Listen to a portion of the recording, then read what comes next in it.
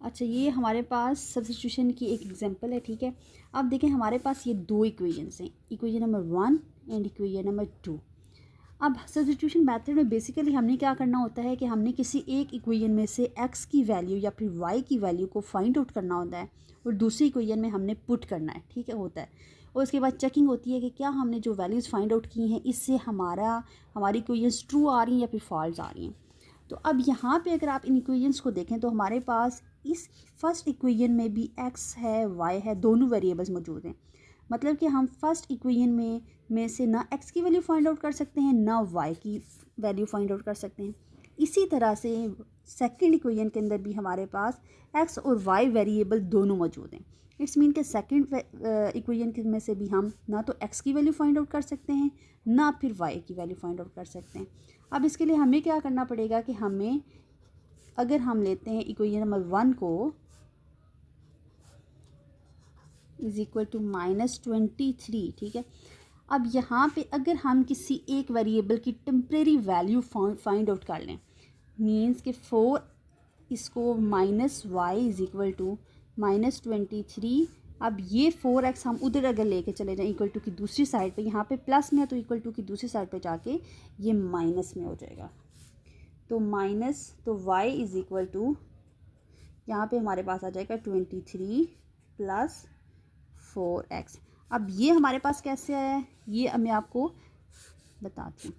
देखिए -y था, -23 -4x, तो यहाँ से -y इधर ही, यहाँ से अगर हम माइनस बाहर कॉमन ले लें तो 23 प्लस 4x, ये माइनस माइनस से कैंसिल आउट और हमारे पास बन जाता है y is equal to 23 plus 4x।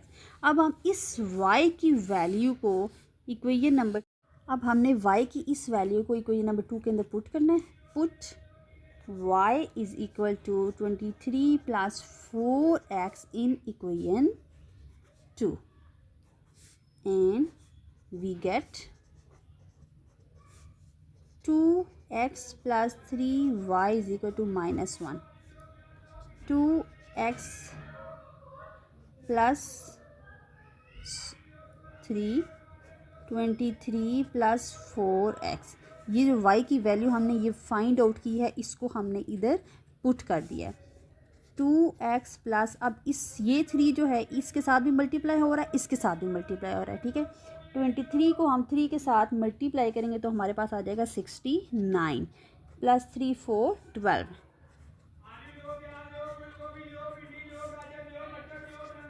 2x plus ये 12x हम इसके साथ रख देते हैं क्योंकि ये हमारे पास दोनों वेरिएबल्स सेम हैं, plus 69 is equal to -1।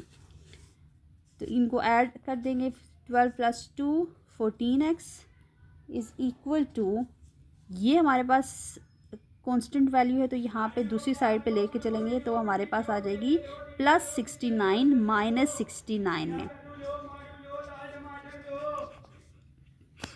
Minus minus plus तो -70। अब x इसके साथ मल्टीप्लाई हो रहा है तो इधर जाके हमारे पास डिवाइड हो जाएगा, तो हमारे पास x की वैल्यू आ जाएगी x इज इक्वल टू -5, ठीक है। अच्छा, ये जो हमने x की भी वैल्यू फाइंड आउट की है इसको हम इक्वेशन नंबर 3 के अंदर पुट करेंगे, ठीक है। अब इक्वेशन नंबर 3 किधर से आई, ये हमारे पास क्वेश्चन में 2 इक्वेशन थी और हमने ये तीसरी इक्वेशन जो है ये हमने टेम्परेरी फाइंड, मतलब y की वैल्यू टेम्परेरी फाइंड आउट की थी तो इसको हमने नाम दे दिया इक्वेशन नंबर 3 का, ठीक है। अब देखें यहाँ से हमारे पास x की वैल्यू ईजीली फाइंड आउट हो जाएगी, तो हम इक्वेशन नंबर 3 के अंदर x की वैल्यू को पुट करेंगे, ठीक है, सब्स्टिट्यूट करेंगे तो हमारे पास y की वैल्यू भी आ जाएगी +4। x की वैल्यू हमने क्या यहाँ पे फाइंड आउट की थी, ये यहाँ पे, ठीक है, -5। तो y is equal to 23 plus minus -5 4 20, तो y की वैल्यू हमारे पास क्या आ गई, 23 में से जब 20 माइनस करेंगे तो हमारे पास आ गया 3, ठीक है। अब x की वैल्यू भी हमारे पास आ गई, हमारे पास y की वैल्यू भी आ गई। अब हमने इन दोनों वैल्यूज़ को पुट करना है इक्वेशन में। अब देखें, by putting the values of x and y in both equations.